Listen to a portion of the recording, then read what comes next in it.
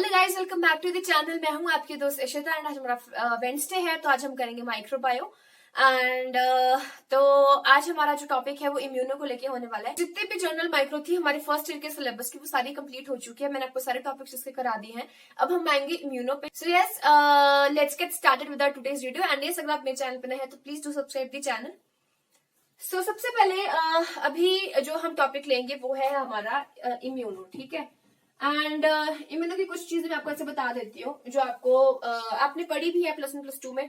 आपको पता ही है कि इम्यूनोलॉजी से हम क्या समझते हैं। देखो, इम्यूनोलॉजी में हमारे पास एंटीजन एंड एंटीबॉडी रिएक्शंस रहते हैं, ठीक है। तो एंटीजन एंटीबॉडीज की जो रिएक्शंस रहेंगे वो हमारा सारा इम्यूनो में आएगा, उससे हमारी इम्यूनिटी बनती है। इम्यूनिटी आपको पता है ये 2 तरह की होती है, एक्वायर्ड होती है, इनेट होती है। तो कुछ बेसिक से टॉपिक्स हैं जो मैं आपको नहीं कराऊंगी, वो आप खुद से भी कर सकते हो, वो आपकी बुक में भी दिया हुआ है। लेकिन आज जो हम फर्स्ट टॉपिक अपना इम्यूनो में लेंगे वो होगा एंटीजन। एंड एंटीजन को लेके जितना भी आपका टॉपिक रहता है वो आज हम करेंगे। नेक्स्ट हम करेंगे एंटीबॉडी, फिर हम कुछ रिएक्शंस देखेंगे, ठीक है। इम्यूनिटी तो आपको आप खुद से भी चेकआउट कर सकते हो। फिर भी अगर आप चाहते हो कि मैं इम्यूनिटी को लेके भी कोई वीडियो बनाऊं तो आप मुझे बता देना। But I don't think immunity के लिए आपको इतने रिक्वायरमेंट रहती है, क्योंकि इम्यूनिटी हमने शुरू से ही पढ़ी होती है। बस थोड़ा बहुत फैक्टर्स आ जाते हैं उनके सब स्पीशीज, तो उनके सब टाइप्स रहते हैं कि हाँ वो इंडिविजुअल है, स्पीशी है। तो जब आप खुद से पढ़ोगे वो आप समझ सकते हो। That is something that which you can easily understand, ठीक है। तो अभी हम बात करेंगे एंटीजन की। तो आई होप आपको इम्यूनोलॉजी समझ में आ गया कि इम्यूनोलॉजी क्या है, स्टडी ऑफ इम्यूनिटी या फिर इम्यून सिस्टम, ठीक है। और इसमें एंटीजन एंटीबॉडी रिएक्शंस बेसिकली हमारे पास रहते हैं। अगर हम बात करें जो एंटीजन की, पहले यही बात है कि एंटीजन क्या है। देखो, एंटीजन एक ऐसा सब्सटेंस है जब वो हमारी बॉडी में एंटर करेगा तो हमारे इम्यून सिस्टम को क्या करेगा, इम्यून या फिर इम्यून रिस्पॉन्स भी बोल सकते हो, इम्यून रिस्पॉन्स को इवोक करता है, ठीक है। तो एंटीजन क्या है? एंटीजन एक ऐसा सब्सटेंस है जैसे वो हमारी बॉडी में एंटर करेगा तो हमारे इम्यून सिस्टम को इवोक करेगा, यानी कि ट्रिगर करेगा हमारे इम्यून सिस्टम को। और जैसे हमारी बॉडी में कोई एंटीजन एंटर करता है तो उसके रिस्पेक्टिव में क्या है, एंटीबॉडी भी रिलीज होते हैं, ठीक है। तो यही है कि अगर हमारी बॉडी में कोई एंटीजन गया है, एंटीजन मीन्स कोई फॉरेन सब्सटेंस अगर हमारी बॉडी में जा रहा है तो हमारे इम्यून सिस्टम को ट्रिगर करेगा, इवोक करेगा एंड उसका ये जो है एंटीबॉडीज प्रोड्यूस होना शुरू हो जाएंगी ताकि उस एंटीजन को ताकि जो भी आपकी बॉडी में जो फॉरेन सब्सटेंस उसको किल किया जा सके, ठीक है। तो ये था एंटीजन। अब देखो हमारे पास टाइप्स ऑफ एंटीजन आते हैं। तो एंटीजन के जो हमारे पास टाइप्स हैं बेसिकली 2 तरह के रहते हैं। एंटीजन हमारे पास एक होता है कंप्लीट एंटीजन एंड सेकंड होता है हमारे पास हैप्टेंस। तो ये 2 टाइप्स के हमारे जो है एंटीजन के, ये 2 टाइप्स होते हैं। अगर बात करें जाए कंप्लीट एंटीजन की, तो जैसे नाम से पता चल रहा है कंप्लीट, ठीक है। तो कंप्लीट एंटीजन के क्या होता है, इसका जब ये हमारी बॉडी में एंटर करते हैं, ठीक है। जब कंप्लीट एंटीजन, अगर अब देखो एंटीजन कौन सा है वो तो हमको नहीं पता, लेकिन हाँ उसके लिए काफी टेस्टिंग्स होते हैं जब हमें पता चलता है कि हाँ कौन सा एंटीजन है। अगर हमारी बॉडी में कंप्लीट एंटीजन एंटर किया है तो इसके अंदर क्या होता है, इसके अंदर इतनी कैपेबिलिटी होती है कि ये क्या कर सके, एंटीबॉडीज की फॉर्मेशन खुद से कर सके, ठीक है। खुद से ही एंटीबॉडीज बनाना ये क्या करता है, स्टार्ट कर देता है। स्पेसिफिकली उनके साथ रिएक्ट भी कर सकते हैं। तो कंप्लीट एंटीजन वो एंटीजन है जिसके अंदर कैपेबिलिटी है to produce antibody themselves and can react specifically with the antibody. तो ये क्या करते हैं, ये आप एंटीबॉडीज की प्रोडक्शन तो कर ही रहे हैं, साथ में उनके साथ स्पेसिफिकली जो है वो रिएक्ट भी कर सकते हैं। तो हम बात कर लेते हैं हैप्टेंस की। जो हैप्टेंस होते हैं, देखो जो हैप्टेंस होते हैं वो क्या करते हैं, उनके अंदर ऐसी कैपेबिलिटी नहीं है कि वो एंटीबॉडीज को खुद ही इंड्यूस करें और खुद इनके साथ स्पेसिफिकली रिएक्ट करें। लेकिन हाँ कुछ कंडीशंस ऐसी हैं जब ये इम्यूनोजेनिक बन जाते हैं एंड वो तभी होता है जब इनको क्या है, कैरियर प्रोटीन मिल जाता है। अगर हैप्टेंस को कैरियर प्रोटीन मिल जाए तो उस टाइम पे ये क्या कर सकते हैं, इम्यूनोजेनिक बन सकते हैं, यानी कि एंटीबॉडी फॉर्मेशन कर सकते हैं और उनसे स्पेसिफिकली रिएक्ट कर सकते हैं। तो ये इम्यूनोजेनिक एक्ट कर सकता है अगर ये क्या करे, कैरियर प्रोटीन के साथ कोवलेंटली बाइंड कर जाए। तो ये था कंप्लीट एंटीजन और हैप्टेंस में डिफरेंस। जो हमारे पास हैप्टेंस है वो हमारे पास स्पेसिफिकली रिएक्ट भी कर सकते हैं in case of induced antibodies. अगर कोई एंटीबॉडी इंड्यूस्ड है तो उसके साथ ही क्या कर सकते हैं, स्पेसिफिकली रिएक्ट भी कर सकते हैं। जो इंड्यूस्ड एंटीबॉडी होता है, ठीक है, ये हेप्टेन के अगेंस्ट ही नहीं बल्कि कैरियर प्रोटीन के अगेंस्ट भी प्रोड्यूस होता है। तो उस टाइम पे क्या है, ये स्पेसिफिकली रिएक्ट कर सकते हैं। तो ये था हेप्टेन्स को लेके। हेप्टेन्स जो है फर्दर हमारे पास 2 सब पार्ट्स में डिवाइडेड है। जो हमारे पास हेप्टेन्स है वो 2 तरह के होते हैं, एक होता है सिंपल हेप्टेन और एक होता है हमारे पास कॉम्प्लेक्स हेप्टेन। तो जो हेप्टेन्स हैं वो 2 में डिवाइडेड है, एक है सिंपल और दूसरा है हमारे पास कॉम्प्लेक्स।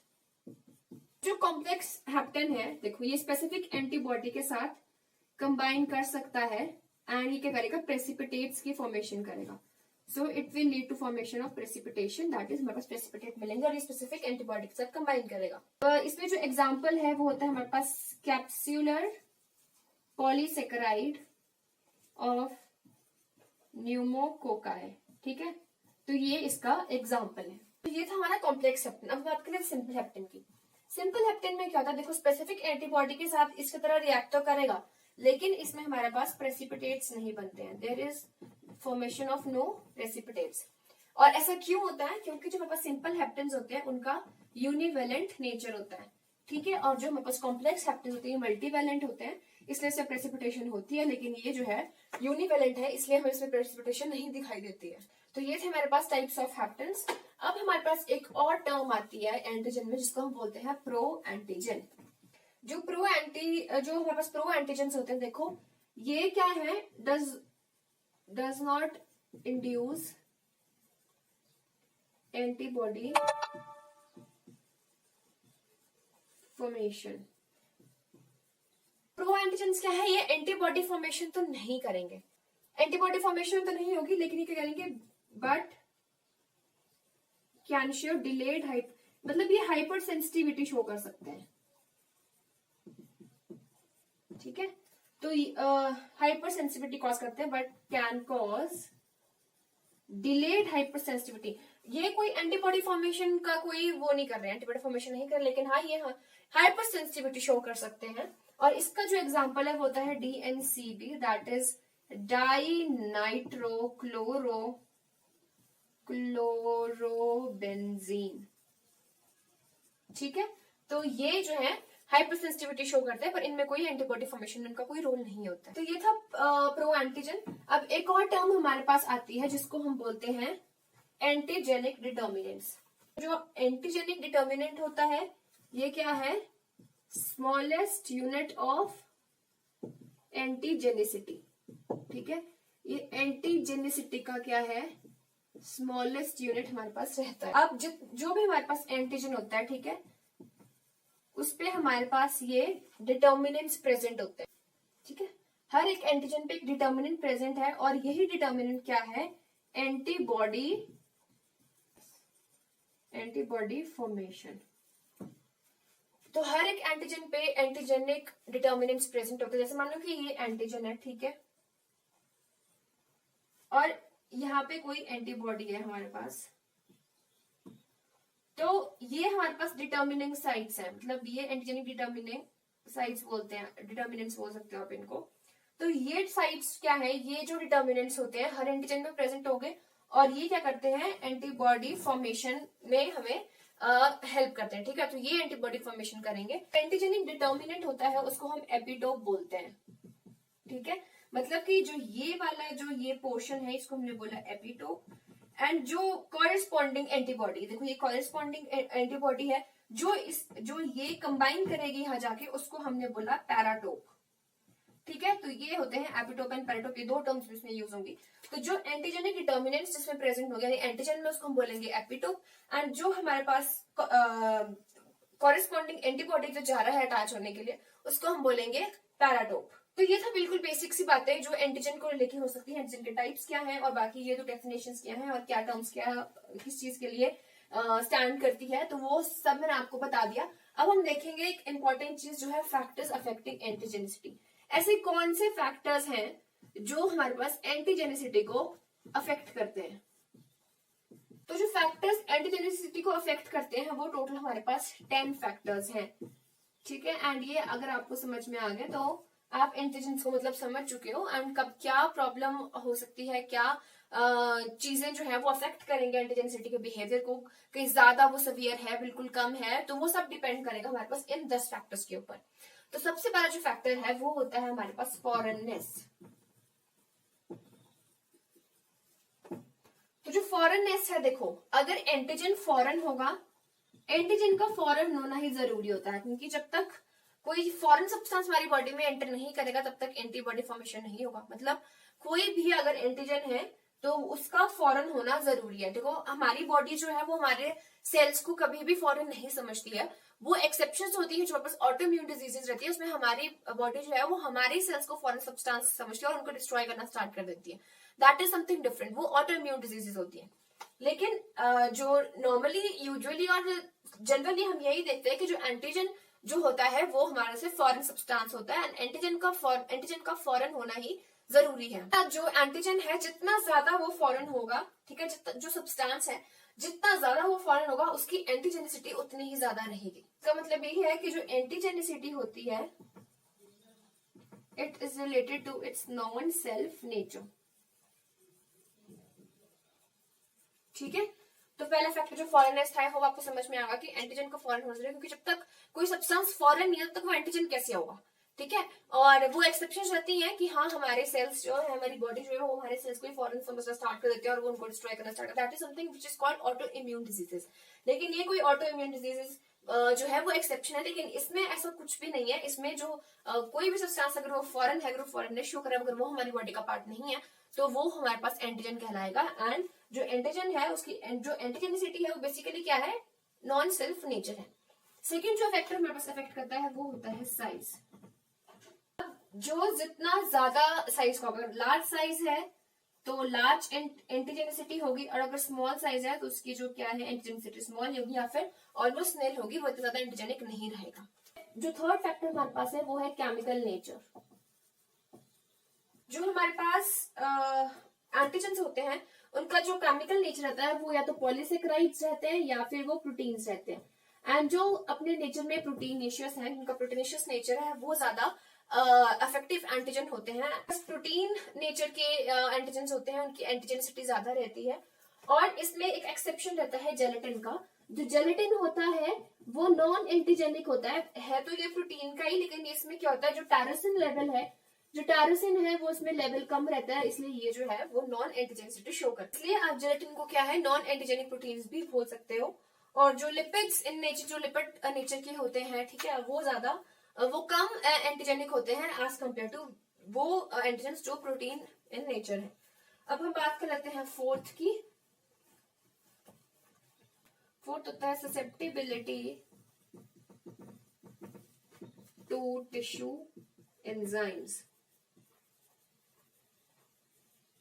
जब भी हमारी बॉडी में कोई भी एंटीजन एंटर करता है तो हमारी बॉडी में इतने ज्यादा एंजाइम्स प्रेजेंट होते हैं जो उनका फैगोसाइटोसिस करते हैं। ठीक है, वो क्या करेंगे, उस एंटीजन को डिस्ट्रॉय करने की कोशिश करेंगे। तो अगर कोई एंटीजन हमारी बॉडी में एंटर कर रहा है और एंजाइम अगर उसको ब्रेक डाउन नहीं कर, फैगोसाइटोसिस नहीं कर रहा है, दैट इज नॉन एंटीजेनिक।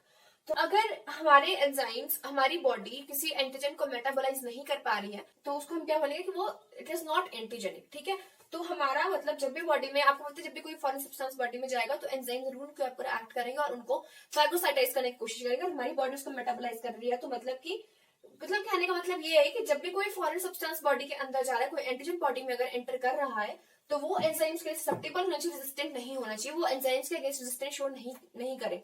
अगर वो रेजिस्टेंट रहेगा तो फिर उसके अगेंस्ट तो कोई एक्शन ही नहीं होगा ना। तो अगर वो ससेप्टेबल है तभी तो एक्शन होगा, तभी तो एंटीजन का पता चलेगा बॉडी को कि हाँ हमारी बॉडी में कोई फॉरेन सब्सटेंस आ गया है, तो तब उसको किल करने के लिए हमारे पास फर्दर एंटीबॉडीज आएंगी।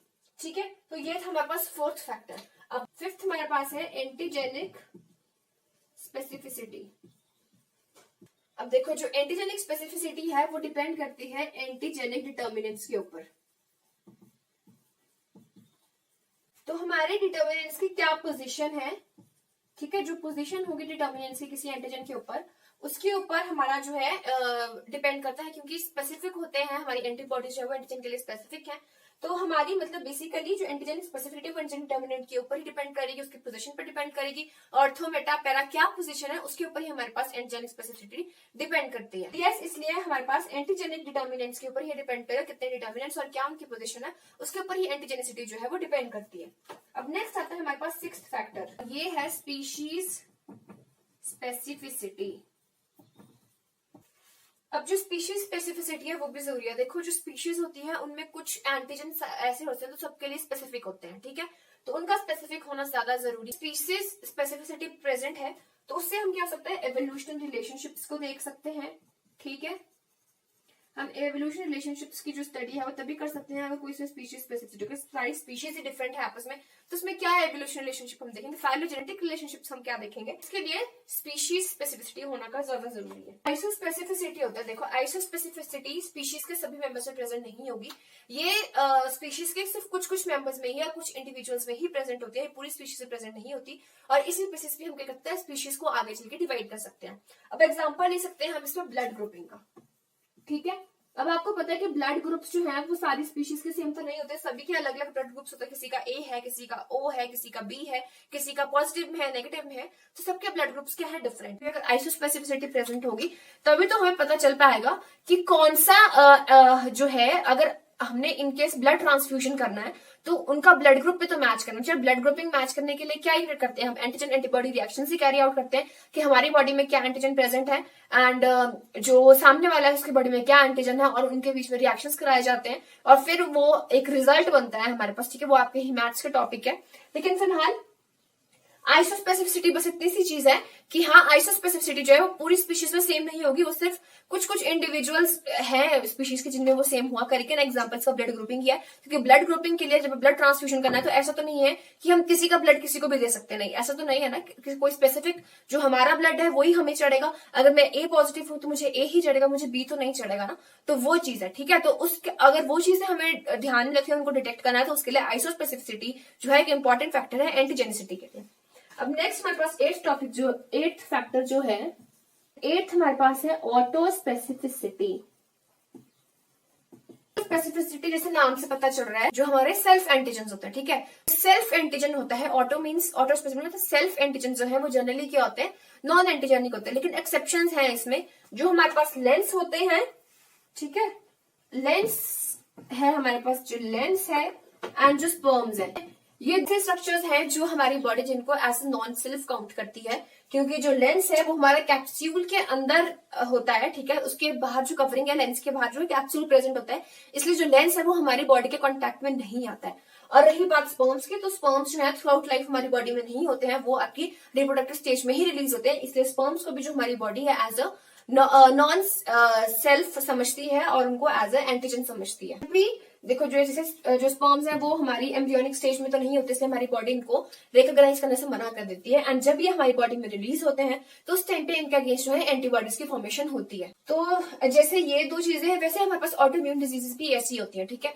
उसमें हमारी बॉडी क्या है, हमारे सेल्स को ही एंटीजन समझ के, फॉरेन समझ के उनके खिलाफ जो है एंटीबॉडीज की प्रोडक्शन करती है, तो वो होते हैं हमारे पास anti autoimmune diseases, and वो हमारे पास कुछ कुछ एक्सेप्शंस में ही आते हैं। नेक्स्ट हम देखेंगे हमारा 9th फैक्टर क्या है, तो 9th फैक्टर हमारे पास है ऑर्गन स्पेसिफिसिटी। तो जो ऑर्गन स्पेसिफिसिटी होती है वो किसी पर्टिकुलर ऑर्गन से रिलेटेड होगी, या तो वो ब्रेन से रिलेटेड होगी, ठीक है, या फिर वो किडनी से रिलेटेड है, या फिर वो लंग्स से रिलेटेड है, या फिर वो हार्ट से रिलेटेड है। मतलब ऑर्गन स्पेसिफिसिटी मतलब किसी एक ऑर्गन के लिए वो स्पेसिफिसिटी शो करेगा। अब जैसे आपने देखा होगा कि हार्ट ट्रांसप्लांट्स होते हैं, किडनी ट्रांसप्लांट्स होते हैं, तो ऐसे हम किसी के किडनी तो ट्रांसप्लांट नहीं कर सकते है ना, उसके लिए हमारी एंटीजेनिक ऑर्गन स्पेसिफिसिटी भी हमें चाहिए, क्योंकि अगर हमारी बॉडी किसी के लिए एंटीजेनिक स्पेसिफिसिटी शो कर रही है तभी हम उस चीज को ट्रांसप्लांट कर सकते हैं। ऐसा तो नहीं है कि किसी की भी किडनी उठा के ट्रांसप्लांट कर दी, नहीं, अगर वो हमारी बॉडी से मैच करती है तो तभी हम उस ट्रांसप्लांट को एक सक्सेसफुल ट्रांसप्लांट मान सकते हैं। एक एग्जाम्पल है, देखो जो ब्रेन की स्पेसिफिसिटी होती है वो मैन एंड शीप की जो है वो सेम है, ठीक है। तो हम मैन एंड शीप की ब्रेन स्पेसिफिसिटी जो है एक एग्जांपल है ऑर्गन स्पेसिफिसिटी को लेकर, तो ब्रेन की एक स्पेसिफिसिटी देखी जाए तो मैन एंड शीप की जो है एक दूसरे के लिए स्पेसिफिक रहती है। इसमें क्या है, जो मैन एंड शीप है वो ब्रेन स्पेसिफिक एंटीजन शेयर कर रहे हैं। इसमें अगर मैन को हमने एंटी रेबीज वैक्सीन दिया जो किससे बना है, शीप ब्रेन से बना है। अगर हम ये दे रहे हैं तो मैन में क्या हो जाएगा, न्यूरोपैरालिटिकल कॉम्प्लिकेशंस हो सकती हैं, और या फिर उसमें क्या हो जाएगा, नर्वस जो सिस्टम है, नर्वस टिश्यू है, वो पूरा ही डैमेज हो जाएगा। ठीक है, तो ये इसका एंटीजेनिक इफेक्ट है किसके ऊपर, मैन के ऊपर। ठीक है, अब नेक्स्ट हमारे पास जो 10th फैक्टर जो है अफेक्ट करता है एंटीजेनिसिटी को, वो है हेट्रोफाइल स्पेसिफिसिटी। अब इसमें हमारे पास 3 आते हैं रिएक्शंस। तो आपके पास फॉर्समैन रिएक्शन, ठीक है, एक होता है वेलिक्स फेलिक्स रिएक्शन, और एक होता है पॉल बनल टेस्ट। जो फॉर्समैन एंटीजन है, ठीक है, ये एंटीजन, तो जो फॉर्समैन एंटीजन है ये क्या है, लाइपोप्रोटीन पॉलीसेकेराइड कॉम्प्लेक्स होता है, जो मैन, बैक्टीरिया, बर्ड्स, ये कुछ आपस में इस जो कॉम्प्लेक्स है इसको शेयर करते हैं। ये कॉम्प्लेक्स जो है उनमें प्रेजेंट होता है। अब बात करते हैं हम फेलिक्स रिएक्शन में क्या है। देखो, अगर किसी को टाइफस फीवर हो रखा है, किसी पेशेंट का हम सीरम लें और उसको टाइफस फीवर है, तो वो क्या करेगा, एग्लूटिनेशन शो करता है किसके लिए, प्रोटियस स्पीशीज के लिए। ठीक है, जो प्रोटियस स्पीशीज होती है बैक्टीरिया की, 19 OX2 OX ऐसे जो स्पीशीज है हमारे पास, प्रोटियस स्पीशीज जो होती है हमारे पास। ठीक है, अगर उस सीरम के साथ प्रोटियस स्पीशीज को अगर हम रिएक्ट करें तो वो एग्लूटिनेशन शो करेगा। अब इसमें ऐसा क्यों है, क्योंकि जो हमारे पास रिकेट्सिया टाइफस फीवर कॉज करता है, ऊपर क्या है, एक हेट्रोफाइल एंटीजन प्रेजेंट है जो हमारे पास प्रोटियस जो स्पीशीज है बैक्टीरिया की वो भी शेयर करती है। एग्लूटेशन इसलिए आ रही है क्योंकि जो टाइफस फीवर जो रिकेट्सिया कॉज कर रहा है उसके पास क्या है, हेट्रोफाइल एंटीजन प्रेजेंट है, जो एंटीजन कौन शेयर कर रहा है, और प्रोटियस स्पीशीज जो है बैक्टीरिया की वो भी शेयर करें, इसलिए क्या करेंगे, एग्लूटिनेशन शो करेंगे। अब जो पॉल बनल टेस्ट है इसमें क्या होता है, इन्फेक्शियस मोनोन्यूक्लियोसिस।